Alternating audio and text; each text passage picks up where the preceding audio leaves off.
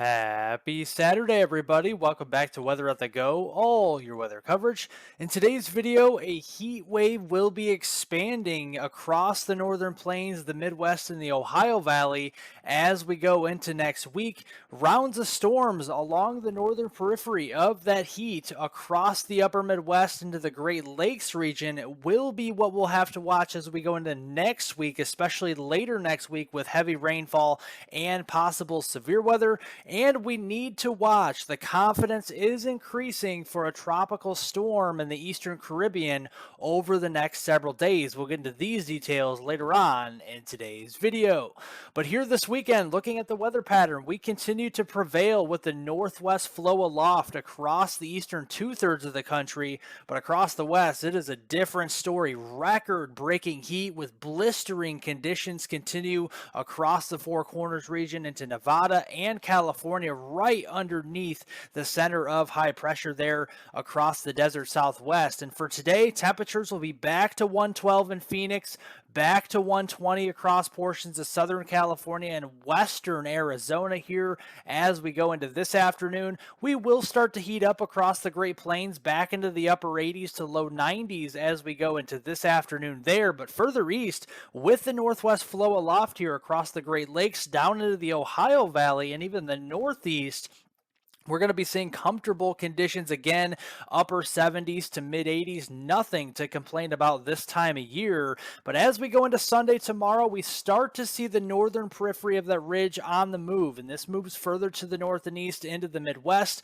and parts of the Missouri Valley. So we will be introducing upper 80s and low 90s into these areas as we go into Sunday, with more upper 90s across portions of the Great Plains and 100-degree temperature possibly up into portions of Montana as we go into Sunday as well. Precipitation trends through the day today. A couple isolated showers and storms will be possible. I know this looks a little bit more menacing than it actually will be. It will be few and far between across the upper Midwest with the coverage of showers and storms, but there could be a couple of heavy downpours, some small hail, and some gusty winds to 40 miles per hour.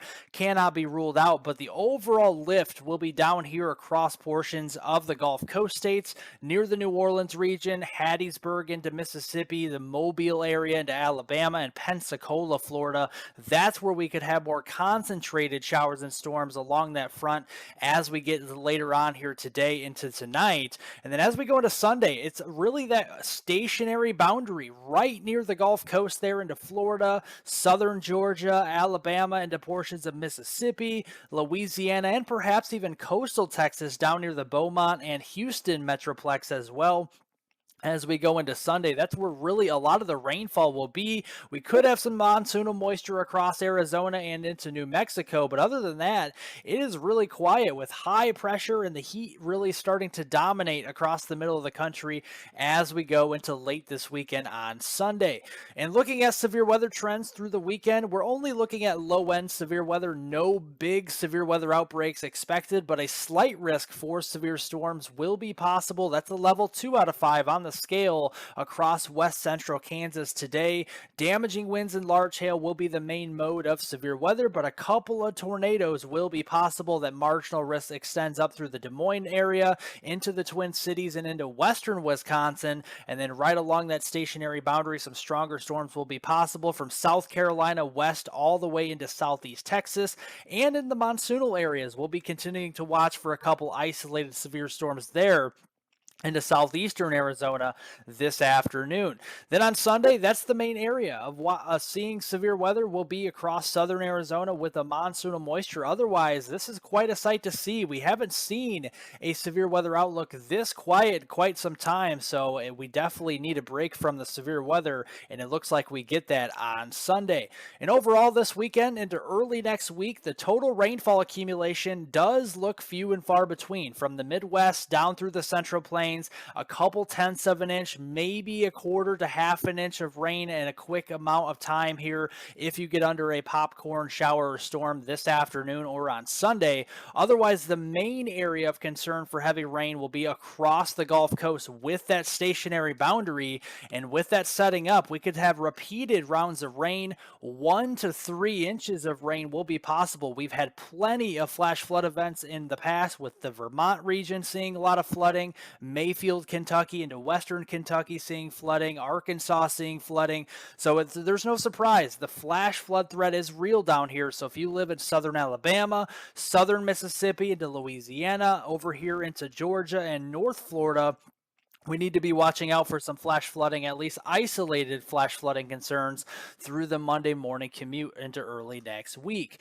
Otherwise, the big story moving into next week will be the blistering heat, and it's on the move. It will flex its muscles big time as we go in toward the middle and end of next week, but this is early next week, and the center of that ridge of high pressure will be down here into New Mexico and West Texas, but the northern periphery will start to move into the Midwest and into the Missouri Valley, and then as we go to late next week, it is definitely flexing its muscles all the way up into perhaps even southeastern Canada as we go into later next week. So this will be taking over much of the United States as we go through later next week. So looking at the high temperatures on Monday, yeah, we're well into the 90s. Anywhere you see it here across the Great Plains, the Missouri Valley, and even some lower 90s, possibly getting closer to the Chicagoland area on Monday. But if not, it will be getting even closer on Wednesday with more of that heat building further to the north. We're into the middle 90s all the way up into the Fargo region,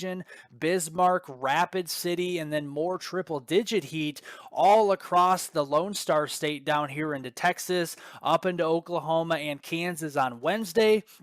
And then as we go into Friday, the mid-90s, upper 90s, and triple digits will expand eastward to the East Coast here, the Delmarva region. Yeah, New Jersey, Pennsylvania, Maryland will be well into the 90s as we go into Friday later next week. So make sure you take the proper precautions for this heat. Stay hydrated, stay in shade, or if very well possible, go inside to an air-conditioned room with the heat here, especially for a time to take breaks if you are working outdoors next week, because it will be hot. And looking here through the long term, through August 4th, that heat will stick around, at least for the southern United States. Now, it will be above average across the upper Midwest into the Ohio Valley, but I think the northern periphery of that ridge starts to get stuck across that region into early August. And the reason for that, we're going to have several short waves and a parade of them moving west to east across the southern Canadian provinces and into the northern plains here. And the first of which moves in across these areas into southern Saskatchewan and southern Manitoba back into Montana on Wednesday during the middle of next week. And then that will start to bring more of a cold front further to the south here across the upper Midwest into the upper Great Lakes Thursday into Friday with our first round of showers and storms. Heavy rain and severe weather will be a possibility with this. With the heat building to the south, lots of instability building up here, a deep reservoir of moisture as well. And another short wave right on its doorstep there back to the west across the Pacific Northwest. That will march east across the northern plains into the upper Midwest and arrive by next weekend on Saturday into Sunday over into those areas as well. So overall, the EPS ensemble, this just shows where the precipitation anomalies will be. Anywhere in green is above average, anywhere in yellow or orange that is below average, and in white that is near normal. So we do see above average precipitation up here into the upper Midwest, particularly into the Dakotas, Minnesota, Wisconsin, parts of Iowa there, northern Illinois, and getting into Michigan. And then we see near normal precipitation across much of the Ohio Valley, interior New England, and then back into the central plains. But yeah, further to the south, with the influence of the ridge and the heat, we're just not going to see really any chances for precipitation next week or next weekend. So we're trending drier down here into Kansas, Kansas, Oklahoma into Texas and eastward, forget about the rain in the southeast. It is all about the heat as we go into next week and even into next weekend.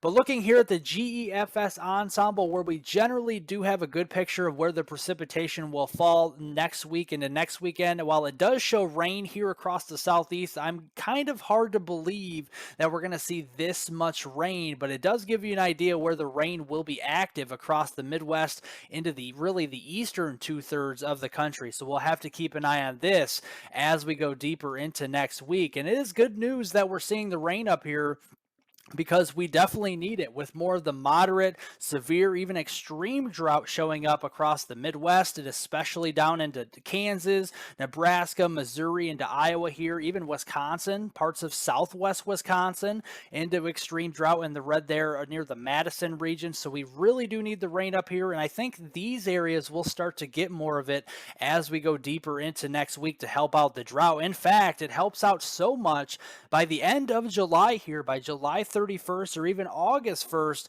we're likely removing the drought across much of the Ohio Valley, the lower Midwest, into the Missouri Valley region as we go through that period. But we do hang on to that, or at least develop drought briefly across portions of the upper Midwest and the Great Lakes as we go deeper here in towards July and in towards, early August. But I do think this area will be maybe removing from drought as we go into early August, with the rainfall and the storms up here as well. Well, the tropical weather update is here, and we do have increased odds now. The National Hurricane Center has increased the odds to a 70% chance of a tropical depression or storm just to the east of the Lesser Antilles. And actually, this includes parts of the Lesser Antilles and the Windward Islands as that 7-day period does move closer. And it does have a little bit of a system here on the visible satellite imagery well east of any source of land. We have a big high pressure system across the western Atlantic, and then we have Tropical Storm Don still spinning across the North Atlantic. That system is completely lost right now. It just continues to spin across the North Atlantic. But our main area of focus now is across the MDR, the main development region towards the Eastern Caribbean. You can see lowering of the pressures over the past 24 hours. And you see a massive high pressure system across portions of the Western Atlantic here. That will likely steer this system into the Caribbean rather than moving it north of the Windward Islands into the Western Atlantic here, at least at first. So we'll continue to watch that as well. And the sea surface temperatures, if this gets into the Caribbean, which it looks like it will, are just like off the charts, folks. I mean, we're talking 28, 29, 30 degrees plus Celsius here. That is at least 80, 85, closing in on 90 degrees Fahrenheit water temperatures. I mean, this is a boiling pot of water if I've ever seen one. So we definitely have to watch this system as it crosses into portions of the Caribbean. And how far west does it go? How far northwest does it go here? Does it go into the Gulf of Mexico? Does it cross over into the Western Atlantic? Or does it keep its westward trajectory and across the Central Americas? That is the million-dollar question right now, and it won't be answered until I think we get into the middle of next week. So looking here at the EPS ensemble, this is just the clustering of the pressure centers here. It takes multiple members and it shows where these tracks could be. So this weekend, it shows the low pressure right there, well off to the east of the Windward Islands over the tropical Atlantic. But as we go into early next week, most, if not all, of the ensemble members on the European guidance shows this crossing over portions of the Windward Islands into the Eastern Caribbean by that Monday, Tuesday, and even Wednesday timeframe as a tropical depression at the very least, but likely even at least a low-end tropical storm. Then from there, the million-dollar question is, does it move across portions of the Western Caribbean into the Central Americas and then into the Eastern Pacific Ocean, or does it take more of a northwesterly jog into the Gulf of Mexico? And then that would be troublesome. If that did occur, that would be a stronger system. So we'll have to keep an eye on this. This is not pressing the panic button at by any means, but we just want to tell you the scenario. So scenario one, we'll have the system moving across the Central Americas, a weaker system overall, probably a stronger tropical storm, maybe a low-end hurricane. But if it turned up to the northwest through the Gulf of Mexico toward the United States, with the boiling water across the Gulf of Mexico, and really to say the least about the Western Caribbean as well, yeah, that would be a stronger hurricane probably as we go in towards later next week and probably even the following week. So this is something we'll keep an eye on.